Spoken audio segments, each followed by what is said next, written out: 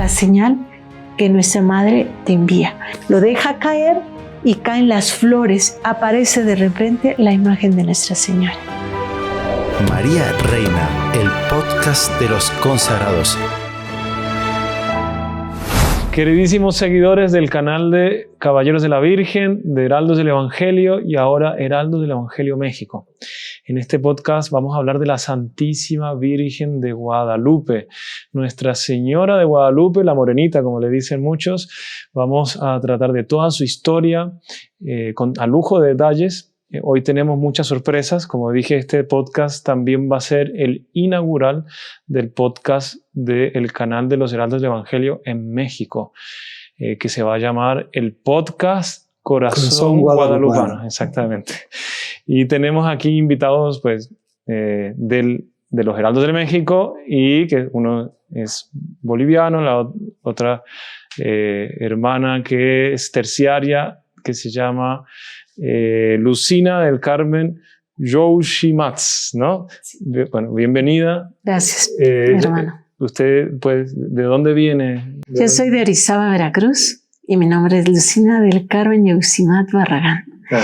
Tengo 2 hijos y estoy casada. Eso, muy bien.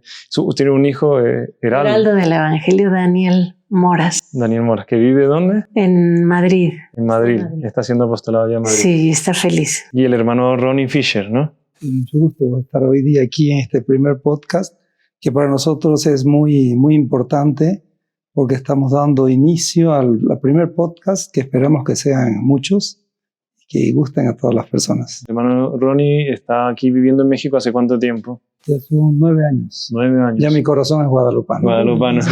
¿De qué país es usted? Yo soy nacido en Bolivia. En Bolivia. Bueno, este tema que es de devoción, no solo de México, sino del mundo entero, porque ha conquistado corazones la Santísima Virgen por milagros, por gracias concedidas, porque mueve los corazones. Simplemente la gente quiere tenerle devoción a la Virgen. Yo ahora estoy viviendo en Colombia, yo soy chileno, pero donde usted vaya es la Virgen de Guadalupe. Sí. Así es.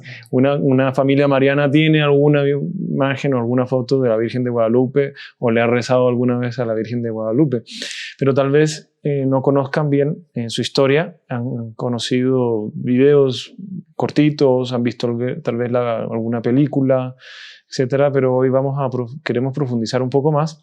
La señora Lucina, ella es experta en este tema, ha hecho ya más de 200 conferencias en Arizona, Estados Unidos, en Guatemala, en Orizaba, Irapuato. También ha estado en el canal nuestro de Heraldos del Evangelio en un programa. ¿Cómo se llama el programa? A Jesús por Guadalupe. A Jesús por Guadalupe, los que quieran. Son más de 15 programas que ya ha hecho ella. 15 programas y que va a ser más todavía, ¿no? Sí, Dios quiere.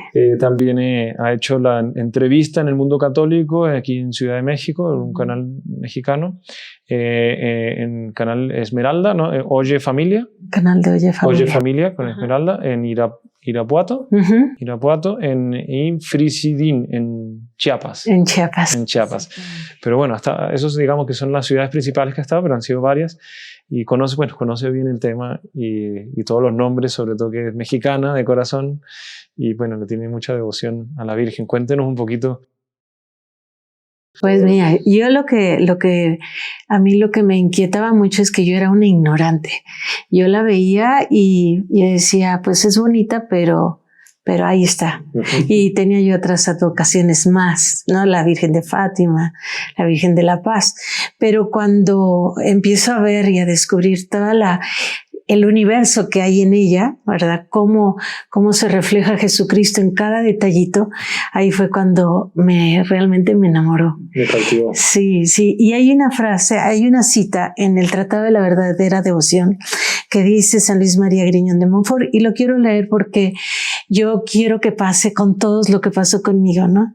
Descubrir la belleza, esta morada, este paraíso que es de Dios, que la tenemos entre nosotros y que podamos valorar y morar en ella. ir a ella para podernos encontrar con Jesús en la Eucaristía. Entonces, y hay veces que nosotros la conocemos a ella, pero no en profundidad. Exactamente. Y aquí vamos a llegar hasta el corazón. Hasta el corazón. Al corazón de ella. Corazón guadalupano. Exactamente.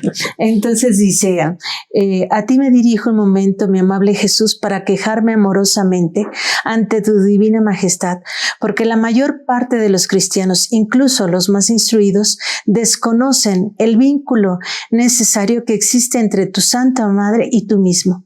Señor, siempre estás con María y María siempre está contigo y no puede estar sin ti. De otro modo, dejaría de ser lo que es. Y eso es, ¿no?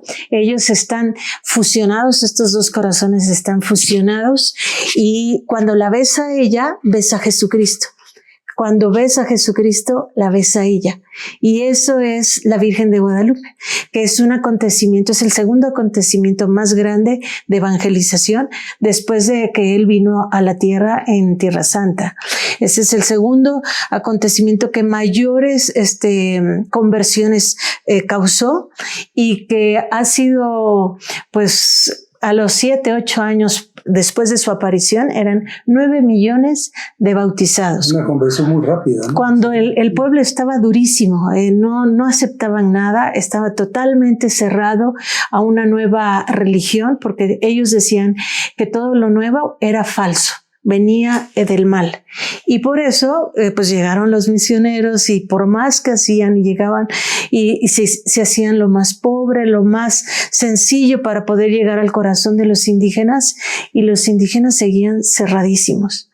Por eso es que es algo, bueno, antes de llegar a este pedacito, vamos a ir un poquito a cómo estaba la situación en México. Todos creemos que la venida de los españoles fue una desgracia, o nos han querido meter eso, pero realmente fue la salvación de México, porque fue el medio por el cual María Santísima llegó a estas tierras. En 1519, nos vamos unos años antes, ella se aparece en 1531. Entonces, 1519 es cuando llega Cortés a las islas de México, y como era rubio, venía entre las nieblas, en las aguas. Ellos tenían varios conceptos, que el Dios que estaban esperando era el Dios Sol, que venía entre nieblas y nubes, el lugar de a todos desconocido, que era el cielo. Entonces, cuando ellos lo vieron llegar, pues lleno de sol, pues creían que era el Dios que estaban esperando. ¿Esto ya eran los aztecas o eran los aztecas y todos los indígenas que estaban en la parte de por donde ellos iban llegando? Y claro, llegaron con lo mejor que tenían para ofrecerle. Entonces ahí pues, Cortés fue muy bien recibido, y todos los españoles que llegaban. Pero después, pasando el tiempo, pues se dieron cuenta que no era el Dios, y también los españoles y Cortés se dieron cuenta de la triste realidad que había en México. Porque eso era evidente, digo, porque se cree que la vida del mexicano era muy feliz, y no era así. Había sacrificios humanos terribles. En solo 3 días, para inaugurar una pirámide, se sacrificaron 80,000 personas. Bebés, doncellas, rehenes que tomaban de las guerras. Ellos iban a la guerra para obtener personas, rehenes, y poderlos sacrificar al Dios Sol. ¿Por qué los sacrificaban?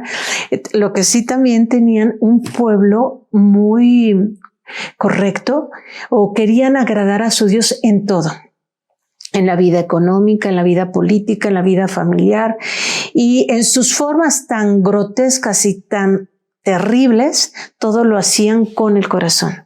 ¿Por qué hacían estos sacrificios? ¿Por qué iban a la guerra para obtener rehenes? Porque ellos se sentían que eran los que tenían que cuidar del sol. El rey máximo, el que le daba vida a sus tierras, la vida a sus mujeres, la vida a todos los 4 puntos, y por lo tanto ellos se sentían responsables de darle sangre al sol. Ellos decían que cuando amanecía, pues como el sol iba rojo, estaba lleno de sangre. Pero a medida que iba pasando el día, se iba vaciando de sangre. Y al atardecer ya no tenía sangre, estaba débil y venía la guerra con la noche, con la luna, que era la enemiga. Entonces ellos tenían que hacer sacrificios.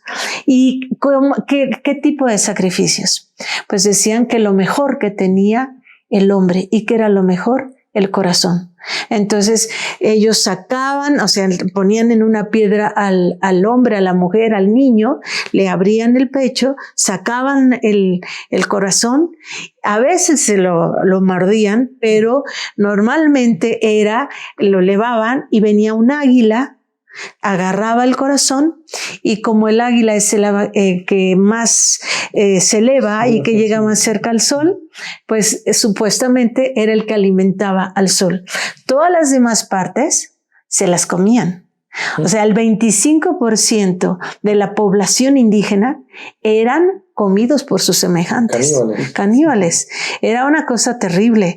Ahora, el tipo también a los niños para atraer la lluvia y hacer un sacrificio a Tlaloc, les quitaban las uñas una por una para que el niño gritara lo más que pudiera y así supuestamente lloviera.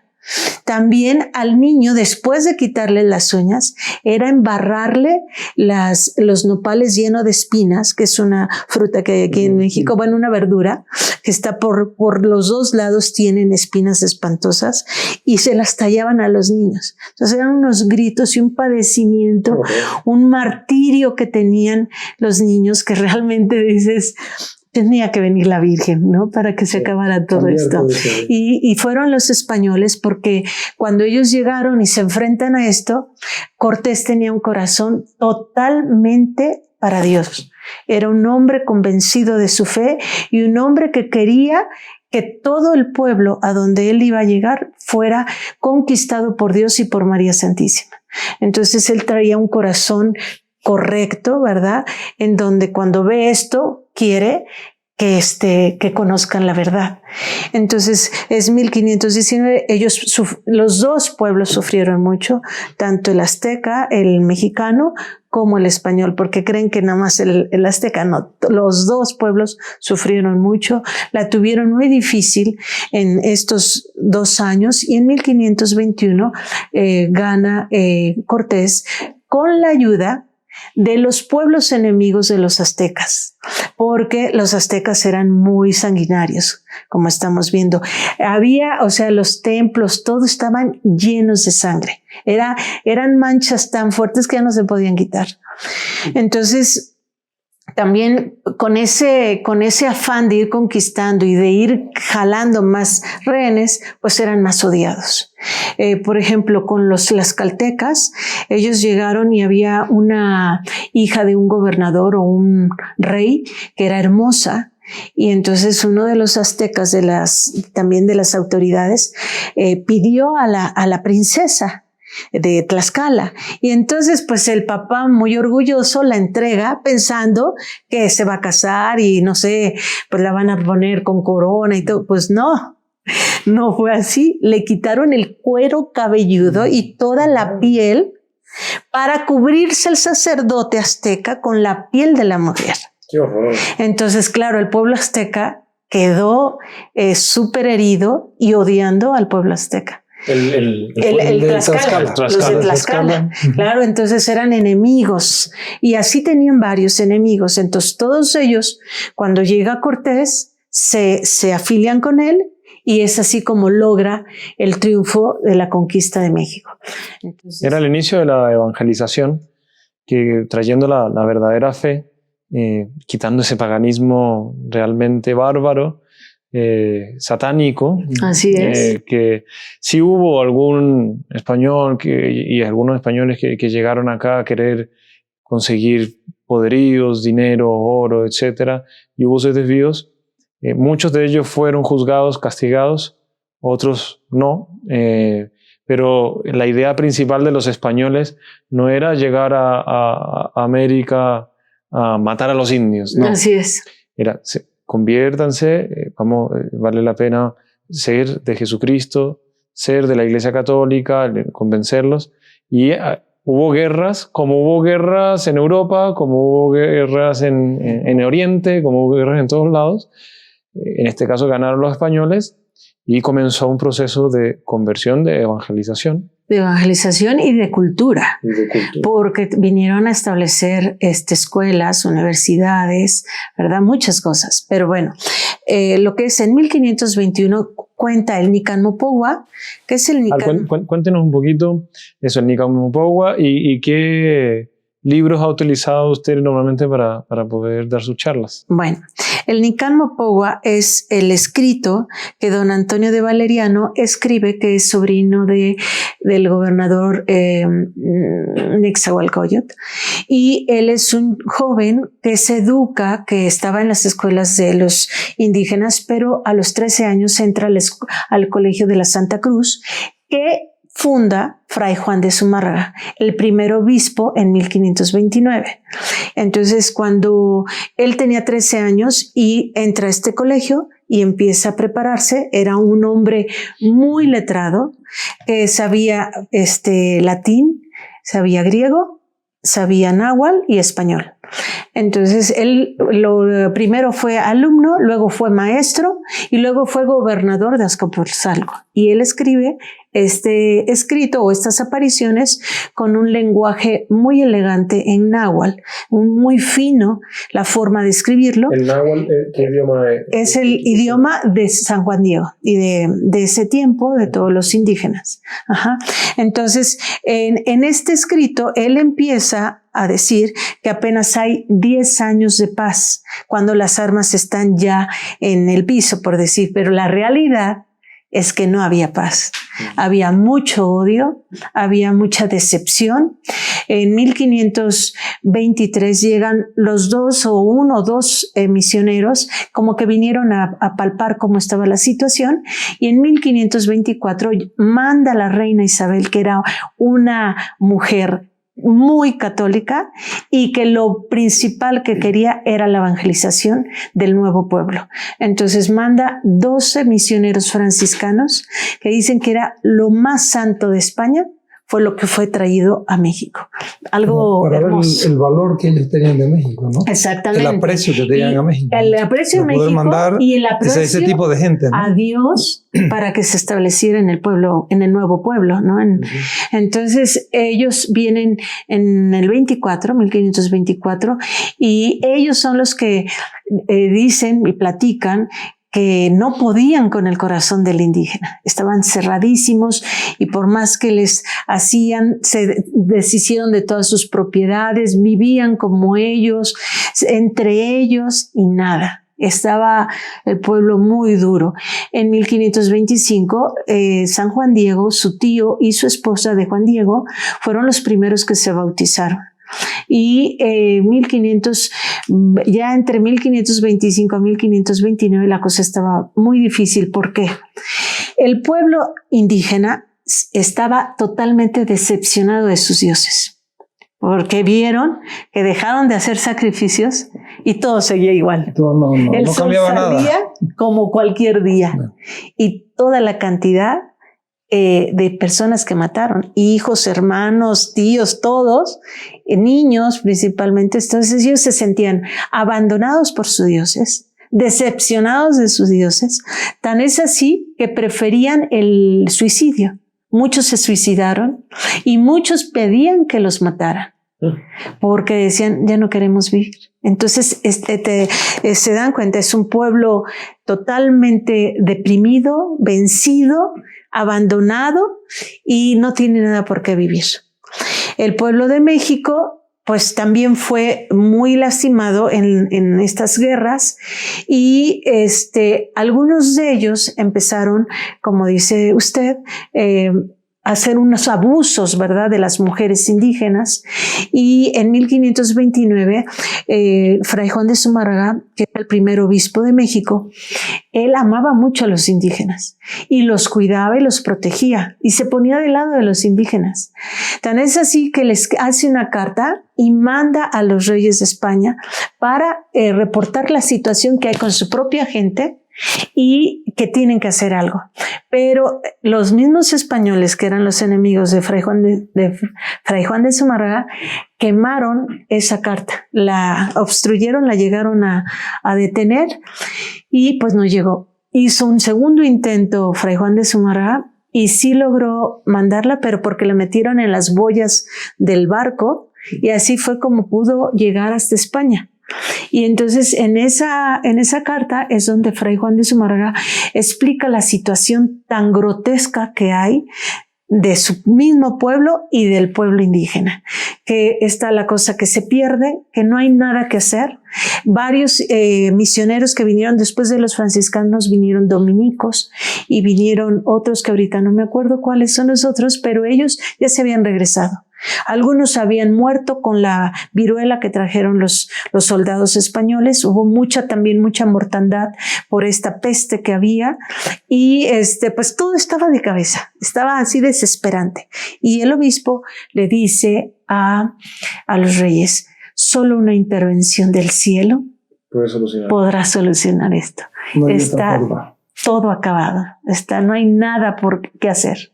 Hemos hecho todo. Ahí se entiende más por qué la Virgen se aparece en esos momentos, ¿no? Así es. Por un hombre, por la oración de un hombre, fue escuchado. Y aparte, a Fray Juan de Zumárraga, los mismos españoles trataron de matarlo. Pero pues la Virgen lo protegió. Pero sí hubo un intento de asesinato, sí, pero no lo lograron. Y entonces llega 1531.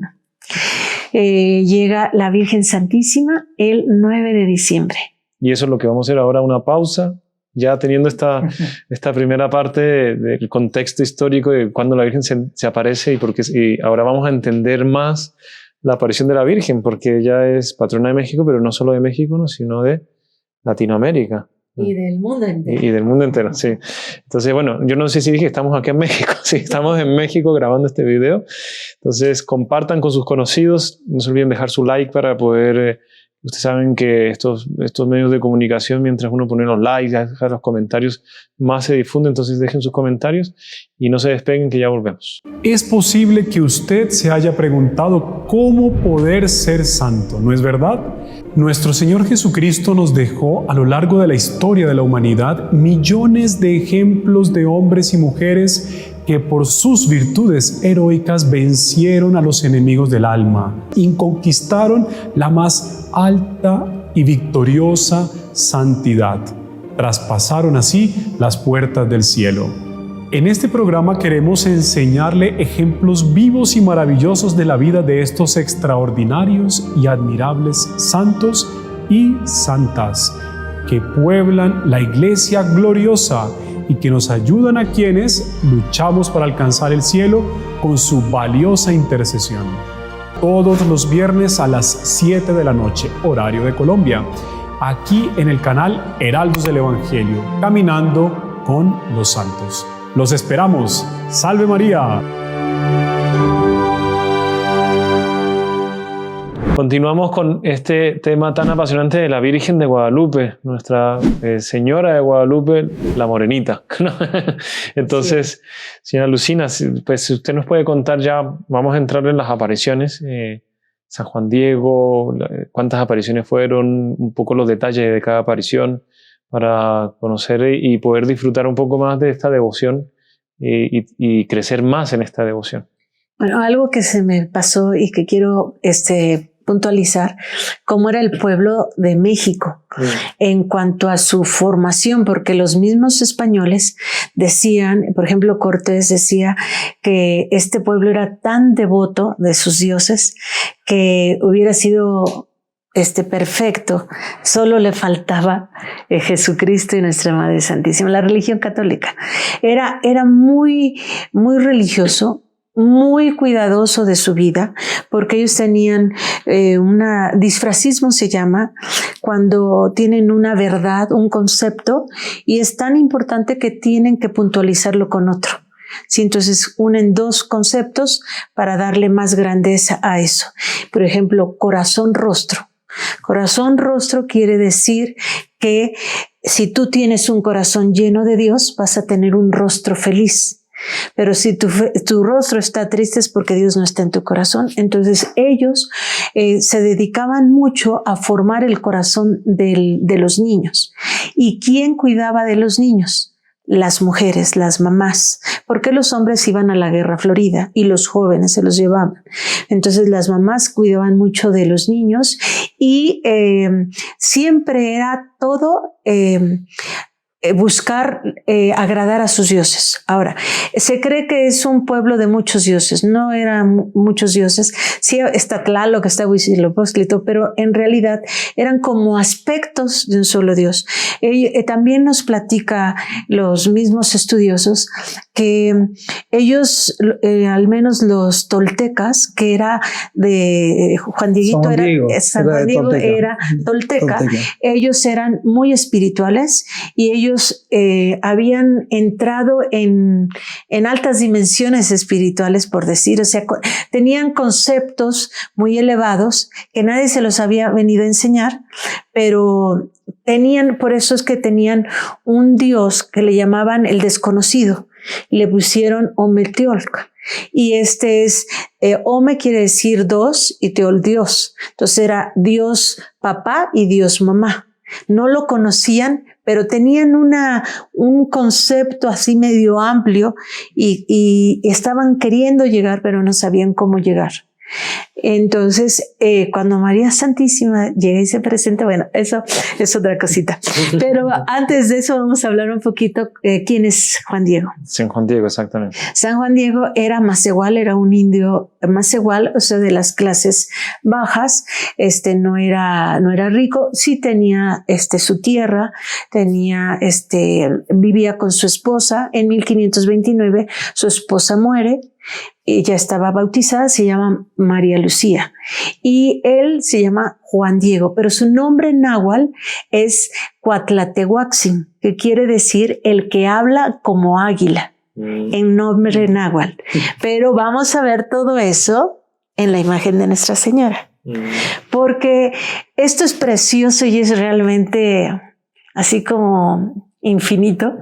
Yo creo que nunca se va a llegar a entender y a visualizar todo lo que trae ella, porque ella es la estrella de la evangelización. Entonces, toda su imagen trae simbolismos que los indígenas entendieron y por eso hubo tantos bautizados, tantas conversiones. Nosotros cuando la vemos decimos, pues qué bonitas estrellas. Ay, esas flores están medio raras, yo hubiera hecho otras, ¿no? Ajá, así, pero todo tiene un simbolismo. La Virgen, cuando ella vino y habló con Juan Diego, dio un mensaje muy grande. Pero cuando lo dio a los indígenas, que es todo pictográfico, fue inmenso. Y uno y el otro van sustentando toda la imagen, van hablando en toda la imagen y eso es lo hermoso, ¿no? Llegar a ver cómo Jesucristo está en cada célula de Nuestra Señora, ¿no? Está en cada pedacito de ella. Y eso es muy teológico porque nuestro Señor Jesucristo fue, digamos, tuvo todos los 9 meses en el seno virginalísimo de la Virgen y ahí la parte humana fue creada por Dios, ¿no? Así es algo engendrado por Dios. Exactamente. Entonces, Juan Diego era un hombre bautizado, muy comprometido, porque él iba muy de temprano, se paraba 2 horas antes para poder llegar a la Santa Misa y para poder llegar a su catecismo. Así el Nican Mopohua empieza. Dice, era sábado, muy de temprano, y Juan Diego se dirigía en pos de Dios hacia los hijos de Dios, que son los sacerdotes, para su formación. Entonces, él era un hombre muy enamorado de Dios y de Nuestra Señora, y hacía todo tipo de sacrificios con tal de llegar a su formación. A su formación, exactamente. Entonces, es algo muy interesante como, bueno, vamos a ver qué dice también la Iglesia, porque nosotros vamos a empezar a hablar de Nuestra Señora y las apariciones y ya no vamos a parar. Entonces, mejor hacemos esa explicación de qué decía la Iglesia al principio, cómo fue lo que vio. ¿Cómo lo tomó? Desapareció, digamos, ¿no? Claro. Sí, el hermano Ronnie creo que trajo unas anotaciones de la parte ya más del aval que dio la Iglesia a lo largo de la historia de la Santísima Virgen. Sí, bueno, digamos, a lo largo de la historia de la Iglesia fueron 26 papas que hablan de la Virgen de Guadalupe, que se expresan de una u otra manera, y por así decir fue creciendo, así como se va creciendo el conocimiento de la Santísima Virgen, también de esa manera se fue explicitando los títulos que ella tiene hasta el día de hoy, porque hoy día ya sabemos qué títulos tiene. Pero si retrocedemos en historia, ya en el año de 1644, el Papa Urbano VIII da una indulgencia plenaria a quien visita la ermita. Entonces sabemos que la indulgencia plenaria pues borra todos los pecados que la persona haya cometido, cumpliendo lo que la Iglesia establece, ¿no? Después eso va avanzando. En el año 1754 el Papa Benedicto XIV la nombra patrona de México. Si me permite decir una cosa bellísima de ese Papa, cuando hubo un pintor que hizo 3 imágenes, fue el primero que reprodujo la imagen de Nuestra Señora del Ayate, porque la imagen del Ayate es totalmente original, no está pintada nada, o sea, es... Una pregunta, yo tengo una duda, ¿dicen Ayate, dicen Tilma? Ajá, es lo mismo, es lo mismo. Sí, yo luego digo Tilma y a veces Ayate, pero es lo mismo. Bueno, entonces, ay, que me fue, ya se va. ¿Del Papa Benedicto XIV? Ah, sí. Entonces este pintor hizo 3 reproducciones y una de ellas la mandó al Papa Benedicto XIV. Entonces dicen que él la colocó y se quedó callado y absorto, o sea, estaba deleitado en la imagen de Nuestra Señora, y que las únicas palabras que le salieron fue: no ha hecho cosa alguna con ninguna nación. Sí, así lo dijo, ¿verdad?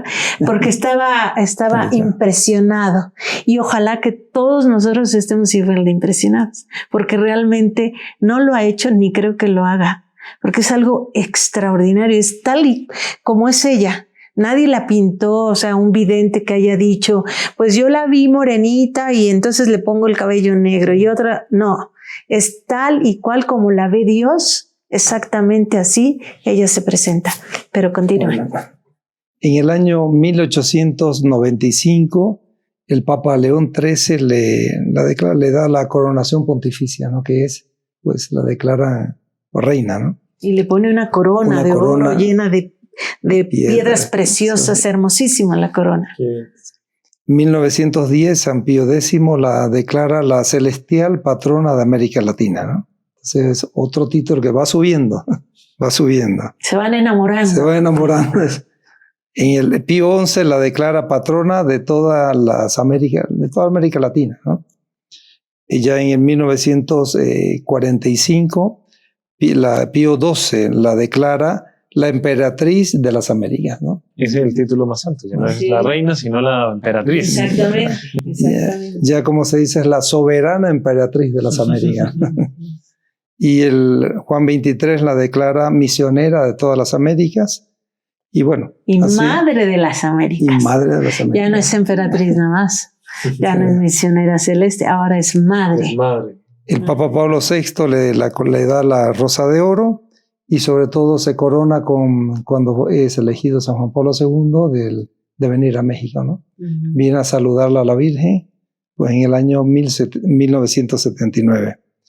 Y para así terminar un poco el ciclo de Benedicto XVI, declara el 12 de diciembre como una fiesta en el propio Vaticano.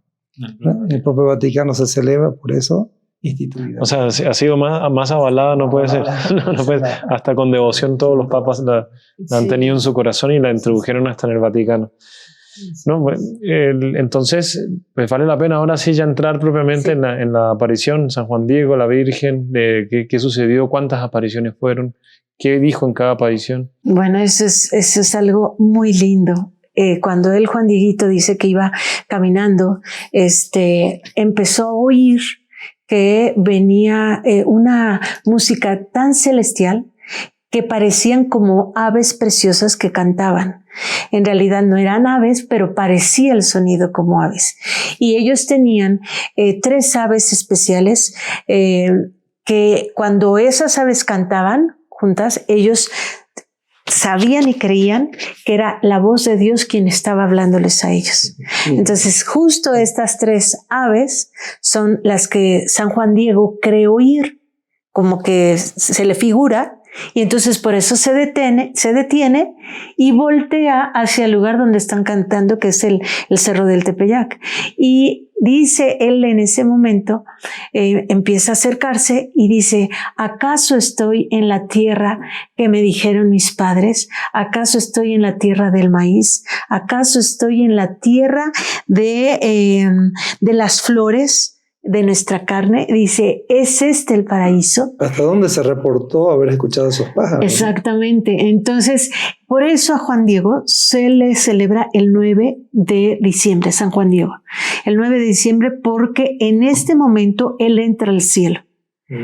Todos los santos se les celebra cuando mueren. Exacto. A San Juan Diego en este momento entra al cielo y por eso se le celebra el 9 de diciembre. No es la fecha de la muerte, no es la fecha de la sino muerte, cuando su corazón subió. Exactamente, porque él murió en 1948 aproximadamente y en agosto se cree.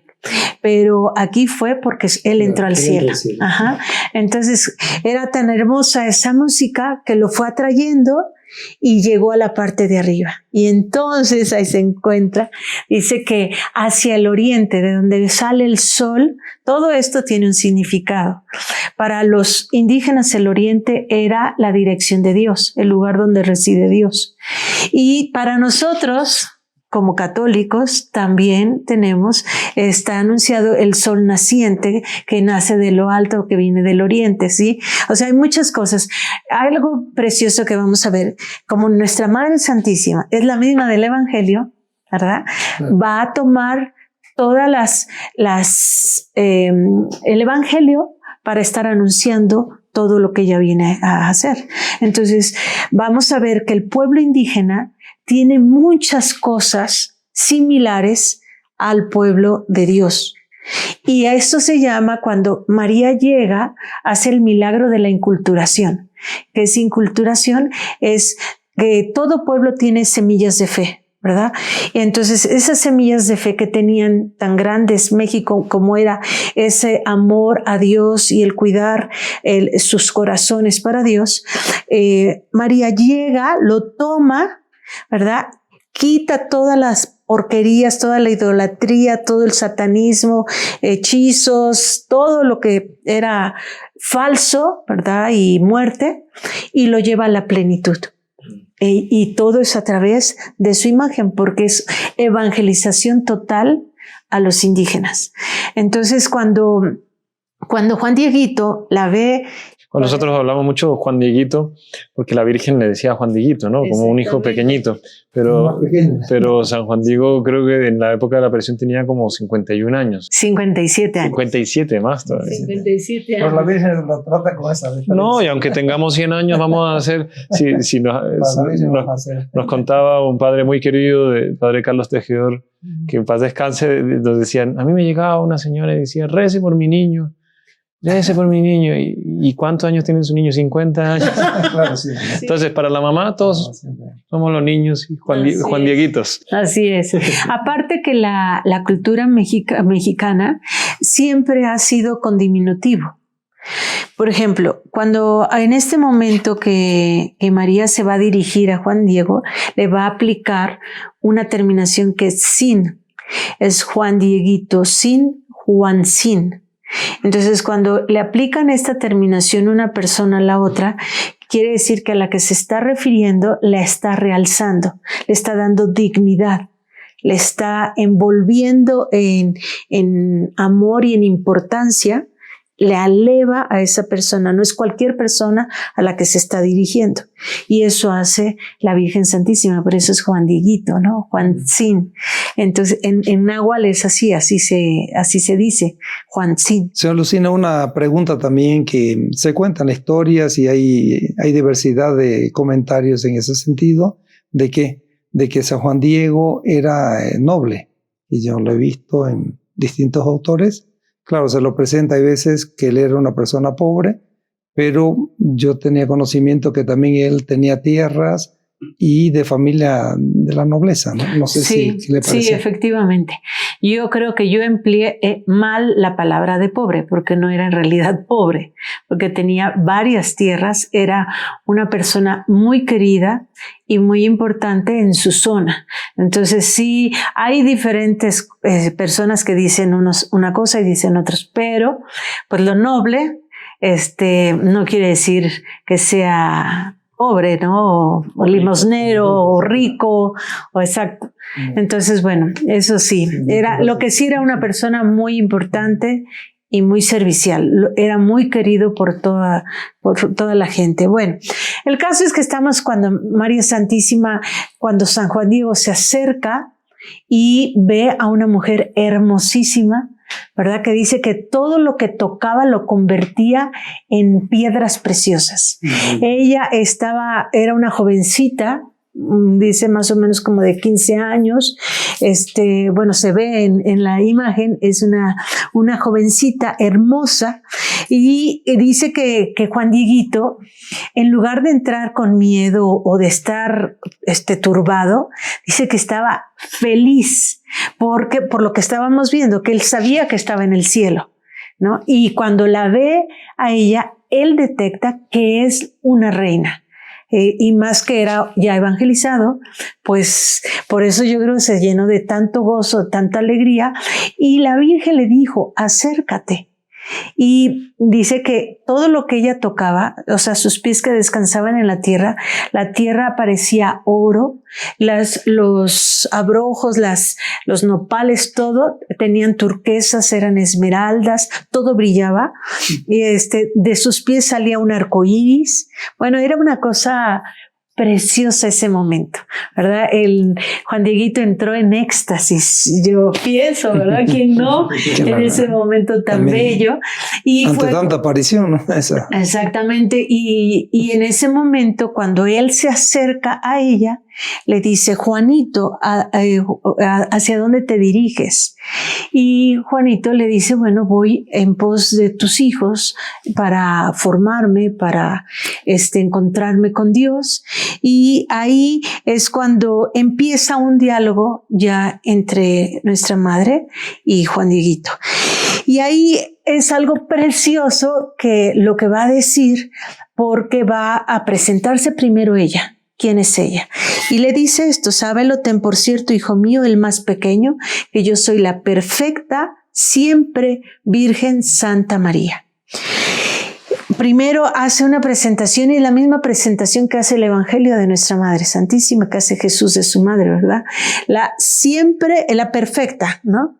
Son dogmas, ¿verdad? Que la virginidad perpetua. Exactamente, la virginidad que se dio después de la aparición de la Virgen de Guadalupe. Totalmente, es antes, durante y después se conserva virgen del nacimiento de nuestro Señor. Luego también dice santa, porque pues es madre de Dios, ¿no? Y María, ¿qué quiere decir? La favorita, la elegida. Entonces son los nombres que ella recibe de Dios, y por lo tanto ella se presenta con Juan Diego. Y enseguida ella dice... Hicimos un podcast sobre la virginidad perpetua. Los que quieran verlo, les dejamos el link en la descripción. Y ahora ya ella, bueno, yo siento como cuando uno habla del hijo, que sientes así que el hijo es así lo maravilloso. Que su hijo escuche este podcast. Sí. Sí, a mí se me ilumina la cara cuando hablo de mi hijo. Pero la Virgen Santísima, bueno, estaba inmensamente feliz, yo siento, por todo lo que empieza a decir de él. Dice, por quien se vive, dice, soy madre del verdaderísimo Dios por quien se vive. El creador de las personas, el dueño de la cercanía y de la inmediación, el dueño del cielo, el dueño de la tierra. Son 5 nombres que da a su hijo. Porque 5 nombres. Los indígenas, en esto que estábamos hablando, que ellos son muy, muy dados a la contemplación y a buscar la oración, porque iban al templo muchas veces al día. Y cuando les quitan sus templos, porque los evangelizadores, los misioneros destruyeron los templos, llegaban y ahora sí que a destruir, ponían un altar, una cruz, y quería decir, aquí se acabó la muerte, comienza la vida en Jesucristo nuestro Señor. Entonces, aquí nuestra Madre Santísima está presentando estos 5 títulos que los indígenas eran tan importantes los nombres que no los podían representar, no tenían cómo representarlos y solo los utilizaban para nombrar a Ometeotl. Sí, era lo que iban ellos descubriendo acerca de ese que no conocían, pero sabían que era lo máximo. Entonces María Santísima utiliza esos nombres para decir a ese que buscan, a ese que no conocen, al verdaderísimo Dios es mi hijo. Y ya luego ella continúa diciendo, todos estos nombres para nosotros pues son lindos, pero para ellos tienen todo un significado. No los vamos a ver porque sí son bastante amplios los nombres y son un poquito difícil. Por ejemplo, Inihueli Teol, Dios de gran verdad, ¿no? Inipanmehuani, aquel por quien vivimos. Intoyacán y creador de las personas, pero cada cosa, cada descripción, ellos tienen toda una ramificación para describir cada nombre. Por eso, cuando Juan Diego oye estos títulos y todos los demás indígenas a través de Juan Diego se enteran que ella es la madre de este Dios tan grande, tan buscado, tan necesitado, pues caen de rodillas. Juan Dieguito, cuando él se acercó, se postró delante de Nuestra Señora. Y ahí fue cuando entra el diálogo. Bueno, ¿qué pasa después? Pues entonces le dice a qué viene ella. Y le dice, mucho quiero, mucho deseo que aquí le levanten mi casita sagrada, en donde lo mostraré, lo exalzaré al ponerlo de manifiesto. Cuando ella dice mucho quiero, mucho deseo, quiere decir que es un deseo profundo de su corazón. Es lo que más, por lo que está acá, por lo que dejó el cielo, ¿verdad? Y vino a la tierra. Lo anhela tanto como cuando Jesús dijo que deseaba ardientemente celebrar la cena con sus apóstoles en la última cena. Que era su corazón latía en amor, llega al clímax, ¿verdad? De su tiempo de evangelización, en donde va a dar la vida por ese amor. Así María Santísima está que revienta su corazón por ese deseo. ¿Y qué es lo que quiere? La morada de su Hijo en medio de nosotros, porque al estar Él, está ella. Exacto. Y al estar ella, está Él. Vamos a verlo en su imagen, que no los podemos separar. Lo que usted leyó en el Tratado de la Verdadera Devoción. Exactamente, no se les puede separar por nada. O sea, dirían, ¿cómo vamos a quitar el calor del sol o la luz del sol? Pues es imposible. Tanto que San Juan Eudes, él cuando se refiere a nuestro Señor y a Nuestra Señora, él dice los sagrados corazones de Jesús y de María. Así es. Un solo corazón. Así sigue el ángel de Fátima. Cada vez que se refiere al corazón de Jesús, se refiere junta al corazón de María. O sea, el Sagrado Corazón y el Inmaculado Corazón de María. Las grandes revelaciones de Santa Margarita María Alacoque se dieron después de haberse consagrado a la Santísima Virgen. O sea, el mejor camino para el Sagrado Corazón de Jesús es el Inmaculado Corazón de María. Y ella tuvo la revelación que se le aparecían los dos corazones y un corazón más pequeño que era el de ella y pues el de cada uno de nosotros, y se volvían un solo corazón cuando se consagró. Y ese es el anhelo de Nuestra Señora, ¿no? Que nos fusionemos en ese corazón de ella para poder conocer y enamorarnos del corazón de Jesús. Entonces, aquí estamos en el Tepeyac. En el Tepeyac, en el cerro del Tepeyac fue el encuentro de amor, y ahí ella dice, donde lo mostraré, lo exalzaré al ponerlo de manifiesto. ¿Cómo quiere a Jesús? ¿Verdad? Puesto de manifiesto.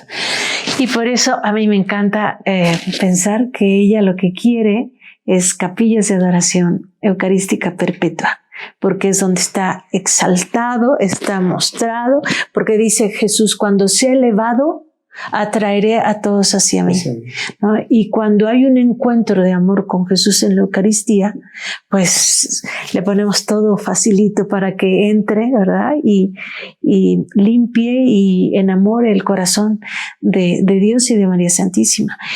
Y lo que sigue, dice, lo daré a las gentes con todo mi amor personal, en mi mirada compasiva, en mi auxilio y mi salvación. ¿Para qué quiere esta casita? Para poner a su hijo y exaltarlo. Pero ¿quién va a estar ahí? María. Porque no pueden estar separados. Y entonces dice que ella va a empezar a trabajar en los corazones de las personas. Y algo precioso. 20 minutos. Okay. Podcast son con tiempo. Ok. Y dice, porque yo en verdad soy vuestra madre, madre compasiva. Y aquí dice, soy madre tuya y de todos los hombres que están en esta tierra en uno. Y de las demás estirpes de hombres, de todo, porque decíamos, es no solo de México, es de todas las estirpes. Y esta imagen, vamos a ver que ahí están todas las estirpes. Ella es madre de todas las estirpes. Todas estas palabras están plasmadas en su imagen. Porque acuérdense, este es un lenguaje verbal que tiene con Juan Diego, que habla en náhuatl, pero también va a ser traducido para todos los españoles. Pero los indígenas no saben español y su lenguaje de ellos era pictográfico. Entonces, por eso todo viene en la imagen de ella y por eso es tan importante luego ir descifrando la imagen. Ajá. Entonces aquí lo que ella dice, escucharé allí tu tristeza, tu llanto, ahí serán sanados los corazones, ahí ocurrirán milagros. Ahí cuando Jesús dice que todos sean uno, Padre, ¿no? En su oración que hace, esa oración tan preciosa antes de entregarse, ¿no? Y de padecer pues su pasión, hace una oración parecida y también en Apocalipsis habla del santuario que se establece en la tierra de manera permanente y dice que ahí vamos a encontrar, vamos a ser consolados, vamos a ser sanados y es exactamente lo que ella está diciendo, porque ella dice que quiere una casita, un templo. Cuando los indígenas escuchan la palabra templo, no les vino a la cabeza como una casa así con techo y muros. No. Cuando ellos oyen templo, oyen la palabra mágica que está sembrada en sus corazones, porque ellos vivían para el templo. Cuando ellos les quitan el templo, les quitaron todo. Y lo que dijo usted en el inicio, que como que perdieron su norte. Así es. Cuando oyen que ella quiere darles ese templo, entonces ella viene es algo nuevo que ellos a restaurar el pueblo de México. ¿Y dónde lo va a restaurar? En su propio corazón. Entonces es algo hermoso. Es axiológico. Sí, es algo bellísimo lo que ella está deseando. Y a continuación ella va diciendo, le dice a Juan Dieguito, tienes que ir con el obispo y le vas a contar todo lo que has visto, lo que has contemplado y lo que has escuchado. Pero se lo tienes que decir. Y también esto lo tenemos en Primera de Juan, que dice, para ser testigos, ve y cuenta todo lo que has visto, contemplado y admirado de nosotros, ¿no? Aquí Juan Dieguito escucha y hace y va a ver al obispo. Lo busca, le cuesta trabajo ser recibido por el obispo, por ser que no hablaba español, ¿verdad? Era más difícil para él comunicarse, pero finalmente lo recibe el obispo, lo escucha, y el obispo, como era muy bueno, dicen que lo escuchó con paciencia, pero al final le dijo, está bien, hijito, regresa después y lo platicamos. O sea, no le creyó. No, en otras palabras. Entonces Juan Dieguito regresa con nuestra Madre Santísima al mismo lugar del Tepeyac y le platica. Pero está ahora sí totalmente triste Juan Dieguito y quiere tirar la toalla. No le dice a Nuestra Señora, sí le dice. No ha sido nada fácil, ¿no? Pues todo porque es la máxima autoridad que le cree, pero no le cree. Sí, él no necesitaba un traductor para poderse comunicar con el obispo, pues todo estaba en su contra. Y entonces le dice a Nuestra Señora que se busque a alguien más. pero alguien de estirpe, alguien muy importante, alguien que sea muy considerado, que sepa pues casi el español y que sea muy querido para que así le hagan caso. Y Nuestra Señora le dice, y le dice Juan Dieguito, esto es muy, muy lindo porque él era muy humilde. Por eso es que es como un niño, porque tenía alma sencilla. Yo me pongo en su caso y yo diría, a mí se me presentó la Virgen, ¿no? A mí me habló la Virgen y soy Lucina, ¿no? Pero Juan Dieguito, miren lo que dice, yo soy un hombre del campo, soy mecapal, soy parijuela, soy cola, soy ala, necesito ser conducido, llevado a cuestas. O sea, ¿qué me pides, madre, si yo no soy nada? Búscate a alguien más, porque yo la verdad, esta misión no es para mí. Soy un siervo inútil. Exactamente, pero era porque pues no fue escuchado y la misión era muy grande, sentía él. Y Nuestra Señora le dice Juan Dieguito, con pena angustiaré tu rostro, tu corazón. ¿Ven? El disfrazismo, rostro, corazón. Siempre que decían rostro, decían corazón, porque van los dos unidos. Y vamos a ver rostro, corazón a Nuestra Madre Santísima. Bueno, entonces ella le dice María Santísima, escucha, el más pequeño de mis hijitos, ten por cierto que no son escasos mis servidores, mis mensajeros, a quienes encargue que lleven mi aliento, mi palabra, pero es muy necesario que tú vayas personalmente y por tu intercesión se realice mi querer, mi voluntad. Insiste, así es. Dice, y mucho te ruego, hijo mío el menor, y con rigor te mando que vayas nuevamente con el obispo. Presto sum. Así es. Entonces ahí como que siempre decimos, Nuestra Madre Santísima nunca nos va a hablar con corrección. No, claro que sí, si es madre, nos tiene que levantar, impulsar y orar. Así por encimita hay dos tipos de orgullo, el positivo y el negativo. El positivo es el más famoso de todos, el que dice yo soy el mejor, no hay nadie mejor que yo, todo el mundo tiene que estar debajo de mis pies, etc. Ese es el orgullo positivo. El orgullo negativo, y ese es más difícil porque la persona tiene una misión, en este caso San Juan Diego, como pasó con Zacarías, que también tenía una misión y no se la creyó y se quedó mudo por castigo. San Juan Diego tiene la misión de proclamar esta aparición y él va a el orgullo negativo. Dice, yo no soy digno, pero no es que usted no sea digno, es que usted fue escogido. Nadie es digno para una misión grande, pero usted fue escogido. Listo, la gracia y la fuerza y el poder no le va a venir de usted. Los ojos de Dios se pusieron en él. Y los ojos de Dios y de la Virgen se pusieron en él. Fue el escogido, él tiene el que hacer eso. Exactamente. Y yo lo aplico a nosotros, porque nosotros cada uno tenemos una misión y luego siempre decimos que lo haga mi mamá, que no sé qué. No, cada uno tenemos una misión. Los planes de Dios pueden pasar por nuestras manos. Así es. En cualquier momento. Y muchos se pueden beneficiar, ¿no? Como con Juan Dieguito, todo lo que se vino sobre nosotros gracias a ese hombre. A esa fidelidad, que hoy día son, 20 millones de personas que vienen al santuario de Fátima cada año, ¿no? De Guadalupe. De Guadalupe. Sí, claro, así es. Y entonces nuestra madre le dice, dile al obispo nuevamente que yo soy la perfecta, siempre virgen Santa María. Perfecta y siempre virgen Santa María.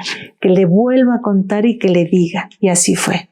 Al otro día nuevamente sale Juan Dieguito, vuelve a tener que esperar bastante tiempo y finalmente es recibido. Le cuenta, dice que llegó, se hincó delante del obispo, le rogó llorando que le creyera y le contó desde el primera A hasta la última. Volvió a repetirle todo y el obispo dice que como vio que había total similitud entre un relato y el otro, entonces dijo, yo creo que está diciendo algo de verdad. Y ella le dijo, tráeme una señal. Y Juan Dieguito, bien seguro, dime qué señal quieres. Y ya el obispo le dijo que ella me mande la señal. Con eso es suficiente. sale Juan Dieguito, va a buscar a Nuestra Señora al cerro, y el obispo le dice a sus servidores que lo sigan, que vayan y vean con quién habla, hacia dónde va y qué va a hacer en estos momentos. Ese detalle no es conocido. Sí, y entonces salen estos hombres detrás de él y ahí van a distancia, pero dice que justo cuando iba ya a dar la vuelta para entrar al cerro, se les desapareció. No vieron y buscaron por todos lados y no estaba Juan Dieguito. Ya Juan Dieguito estaba en su paraíso con nuestra madre y ellos regresaron enojadísimos y le metieron cosas al obispo, le dijeron que era un farsante, que ya no lo recibiera, y entre ellos se dijeron que si regresaba lo iban a agarrar a palos porque era un mentiroso. Pues sí, porque ellos querían el chisme y no, pues era para él nada más. Exacto. Y entonces ya llega Juan Dieguito con nuestra madre, le cuenta cómo le fue y nuestra madre le dice, regresa mañana que te voy a dar la señal. Al regresar Juan Diego a su casa, se encuentra a su tío Juan Bernardino muy enfermo. Está gravemente enfermo de viruela y se le olvida Nuestra Madre Santísima. Al otro día le dice que va por un médico para ver qué se puede hacer por el tío. Se le pasa la mañana y el médico le dice que ya no hay nada que hacer. Entonces el tío le dice, quiero que traigas a un sacerdote, porque yo lo que quiero es la bendición, el sacramento antes de morir, y voy a Dios y necesito estar preparado. Por eso te pido que salgas más de madrugada. Y es por eso que hay un día en que no se aparece nuestra madre, porque Juan Dieguito está ocupado de sus penas, sí. ¿Verdad? Se le olvida todo con el sufrimiento, como nos pasa a todos. Y llega ese día, que es el 12, él tiene que llevar una tilma o un ayate, más ancho de lo normal, porque es invierno, hace mucho frío y es de madrugada, muy de madrugada. Algo que se me pasó para los que adoran a Jesús en la madrugada. La Virgen se aparece, dice, el Nican Mopohua empieza, era sábado muy de madrugada. La hora de la madrugada es la hora favorita de la oración, claro, en donde Jesús buscaba a su Padre para estar en diálogo. María Santísima también hace lo mismo. Y Juan Diego sale, y ya que se va a acercar al cerro del Tepeyac, sucede algo pues natural en Juan Dieguito. Dice, no me voy por ahí, no vaya a ser que esta señora me detenga y me pida la señal. Mejor me voy por otro lado. Y efectivamente, agarró por otro lado y dice que por en medio hizo todo un camino largo, sí, para que no se encontrara con Nuestra Señora. Pero ¿cuál va siendo su sorpresa? Que la Virgen sale a su encuentro. Sale al encuentro, no lo deja. No era necesario que él fuera allí. Quien tenga una misión, la Virgen lo persigue hasta que la cumpla. Pero es bellísimo. Bonita, ¿sí? Porque el corazón de Juan Diego estaba roto, estaba sufriendo, y nuestra madre llega no a echarle en cara, sino le dice, ¿qué pasa, hijito? ¿Qué tiene tu corazón? Y esto sí lo quiero leer porque es algo muy hermoso. Es la declaración más tierna que tiene la literatura cristiana. Y es de Nuestra Señora que se dirige a él. Y cuando él se encuentra con Nuestra Señora y ve que lo cacha, porque pues ya no sabe qué hacer, dice que se avergonzó y no sabía ni qué decir. Tan es así que le dice, muy, muy simpático Juan Dieguito, bueno, a mí se me hace simpático, pero porque yo sería peor. Pero él le dice, mi jovencita, hija mía, la más pequeña, niña mía. Aquí sí le dice niña mía y todo, pero en la otra fue esta señora, ¿no? Por el dolor que tiene, pues ya las cosas de Dios como que las haces a un lado para ocuparte de lo inmediato o que aparentemente puede ser importante, porque no iba a ser algo malo. ¿Está de acuerdo? Estaba buscando a un sacerdote para su tío. Pero estaba dejando lo mejor por lo bueno. Bueno, aquí Nuestra Señora, Juan Dieguito le dice, ¿cómo amaneciste? ¿Acaso sientes bien tu amado cuerpecito, señora mía? Niña mía, y ahí sí ya, como que ya le cayó el 20 y dice, con pena angustiaré tu rostro, tu corazón. Te hago saber, muchachita mía, que un servidor tuyo está muy grave, que es mi tío. Y aquí ya le platica cómo está y que tiene que ir por un sacerdote y que después, con tranquilidad, regresa con ella y le hace la señal que ella necesita. O sea, permíteme tantito, madre, aquí espérame, que mañana vengo y ya te atiendo, ¿no? Pero Nuestra Señora lo frena. Le dice algo muy bonito. Escucha, ponlo en tu corazón, hijo mío, el menor, que no es nada lo que te espantó, lo que te afligió, que no se perturbe tu rostro, tu corazón. No temas esta enfermedad, ni ninguna otra, ni cosa punzante aflictiva. No estoy yo aquí, que tengo el honor de ser tu madre. Qué bonito, ¿no? ¿No estás bajo mi sombra y mi resguardo? ¿No soy yo la fuente de tu alegría? Eso nos está hablando a todos y cada uno, ¿no? Ocupados en mil cosas del día a día, pensando que es lo más importante y lo más importante está ahí. El resto hay que hacerlo, pero no lo más importante. La intimidad con Dios. Uh-huh. ¿No estás en el hueco de mi manto, en el cruce de mis brazos? ¿Tienes necesidad de alguna otra cosa? Que ninguna otra cosa te aflige, te perturbe, que no te apriete con pena la enfermedad de tu tío, porque de ella no morirá por ahora. Ten por cierto que ya está bueno. Aquí fue una curación precioso, milagrosa. Pero hay una curación antes, que es el corazón de Juan Dieguito. El que sana primero es Juan Dieguito, porque su corazón estaba deshecho, estaba angustiado. Cuando nuestra madre le dice, no tengo yo el honor de ser tu madre, como siempre, la humilde, ¿no? La servidora, la esclava de Dios. Resulta que es un honor para ella ser nuestra madre y es el honor de nosotros.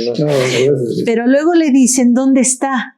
Le dice, ¿que no estás en el cruce de mis brazos, en el hueco de mi manto? Cuando una mujer hace esto con el hijo, ¿verdad? Le está diciendo, ¿no estás en el hueco de mi manto? ¿Dónde hay hueco? Entre los brazos. Solamente entre los brazos. Entonces, en ese momento, yo pienso, Juan Dieguito estaba siendo abrazado por Nuestra Señora. Qué maravilla. Y por eso dice que su corazón se apaciguó, porque el corazón de Juan Dieguito descansó en el corazón de Mamita María. Y ahí fue donde obtuvo la paz. Dice que no estás en el cruce de mis brazos. O sea, estaba así Nuestra Señora con Juan Dieguito. Qué maravilla. Sí, y ahí Juan Dieguito dice que enseguida le dice, dame enseguida la señal que tienes para mí. Se le olvidó todo. Ya se le olvidó todo. Se convirtió. O sea, creyó que la Virgen se había encargado de su tío, porque dice la palabra de Dios, tú ocúpate de mis cosas que yo me ocupo de las tuyas. Y así fue en este momento. Y Juan Dieguito creyó, porque es muy difícil creer en medio de estas situaciones, pero hay que creerle a nuestra madre, ¿verdad? Por eso está de una manera tan permanente, tan real, tan... Y tener esa intimidad con la Santísima Virgen, porque ella es nuestra madre, estamos en el hueco de sus brazos, de su manto, y tiene que uno, a veces lo sentiremos, pero a veces no lo sentiremos, pero tenerlo presente que siempre es así. Pero si nos queda poquito tiempo para poder acabar, entonces pues no le voy a cortar porque hay que terminar la historia, pero vamos yendo con paso.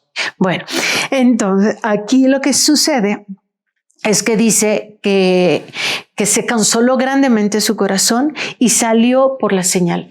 Nuestra madre le dice que es necesario que suba nuevamente al Cerro del Tepeyac y que ahí va a encontrar unas flores, que tiene que cortarlas todas y traerlas a su presencia, que ella las tiene que tocar. Cuando Juan Diego sube, primero cuando Juan Diego oye esto, cualquiera le hubiera dicho, madre, ubícate. O sea, estamos en invierno, este cerro está en ruinas, porque ahí se destruyó el templo, cerquita de este lugar, el templo de la mamá de Huitzilopochtli. El pueblo estaba muy identificado con la mujer y tenían un templo para la mamá de Huitzilopochtli. Entonces fue destruido y lo único que significaba para ellos era, ese lugar era cerquita de ahí, era el infierno. Cuando él oye flores, este es otro disfrazismo. Canto y flor, o flor y canto. El canto ya fue utilizado cuando fue el canto de las aves. Ahora viene lo que es flor. ¿Y qué quiere decir canto, flor y canto? Quiere decir la verdad comunicada por Dios. Flor, ¿por qué flor? Porque la flor es, para ellos, era el material o la cosa con la que podían entrar en contemplación y en comunicación con Dios, porque era tan hermosa la flor que ellos entraban de esa manera a reverenciar a Dios.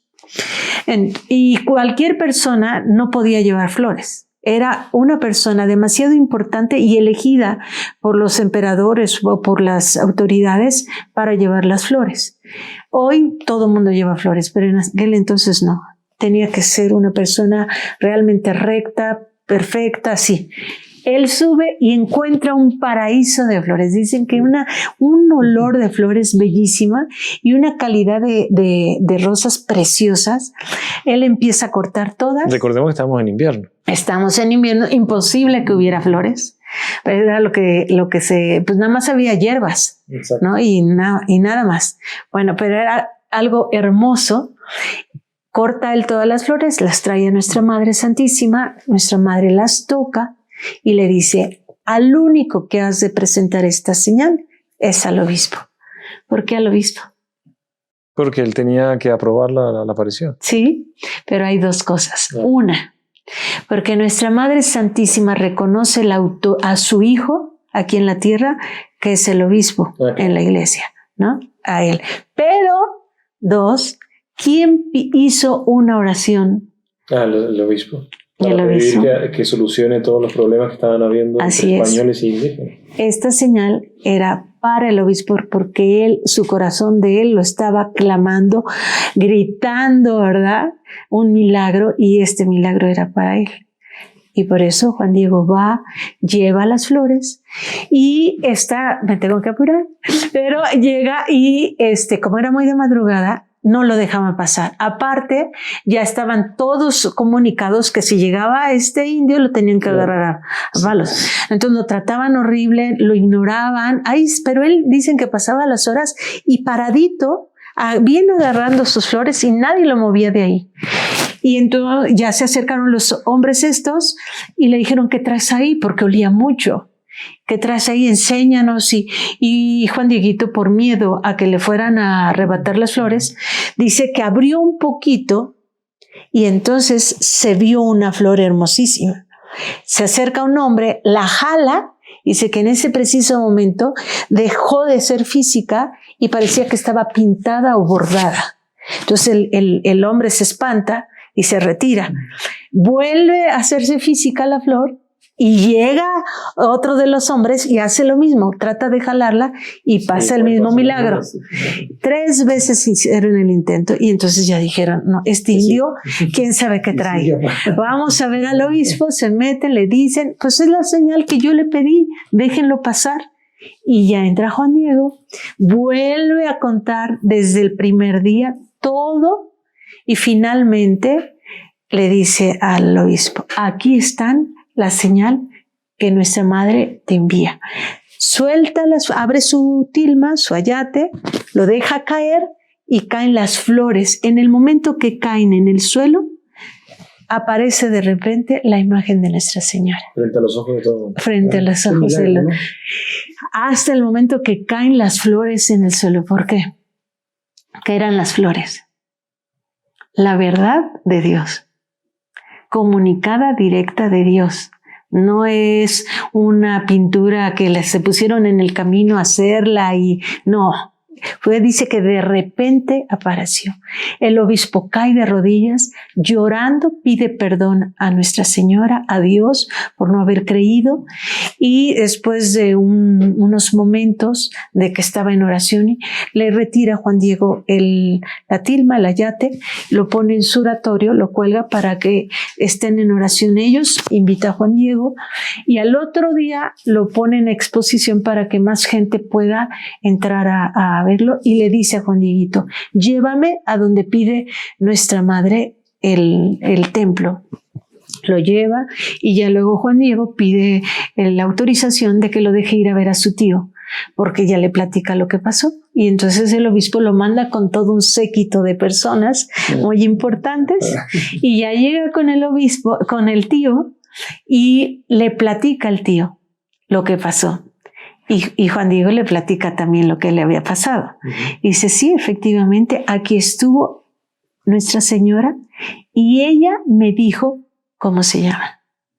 Yo soy la perfecta, siempre Virgen Santa María de Guadalupe. Al tío Juan Bernardino le dice su nombre Guadalupe.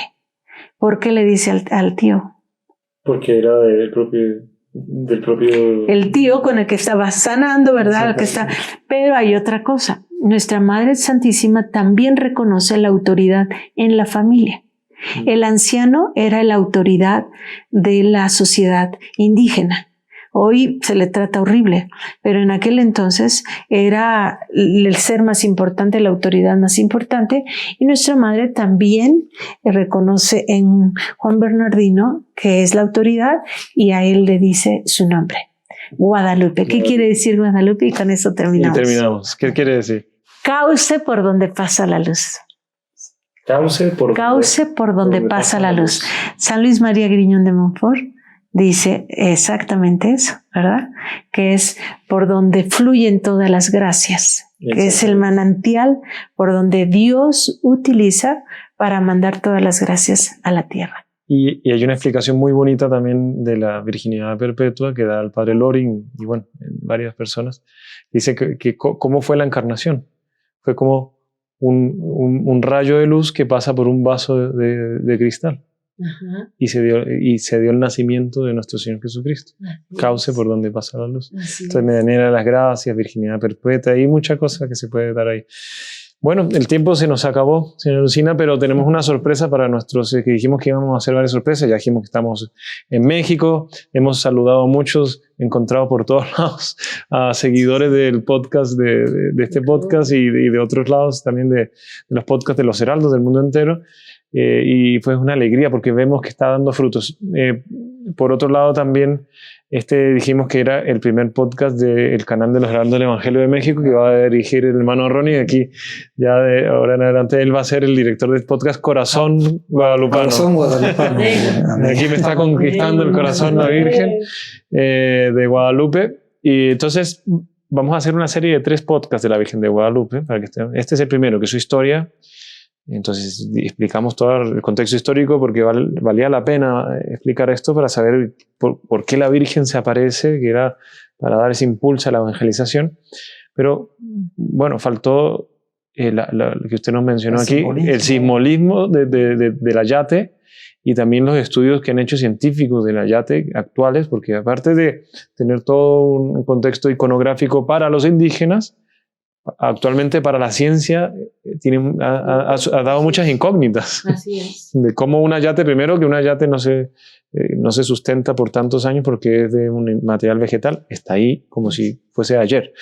Así es. Y después haremos un tercer podcast sobre los milagros de la Virgen de Guadalupe, ¿no? Son muchos. Solamente que este primer podcast va a aparecer en el podcast María Reina, el podcast de los consagrados, en el canal Heraldo del Evangelio, en el canal de Caballeros de la Virgen y en el de Heraldo del Evangelio. Los otros 2 solo van a estar exclusivamente en el podcast Corazón Guadalupano, para que se suscriban al canal Heraldos del Evangelio México, activen las notificaciones y puedan recibir esas 2 partes muy importantes para comprender a llamar más a la Virgen de Guadalupe. Entonces, yo los invito aquí a hacer una oración. Antes de hacer la oración, no se olviden compartir el video, dejar su like, suscribirse al canal, para que esto llegue a más gente y se propague más esta devoción y con más conocimiento de causa, ¿no?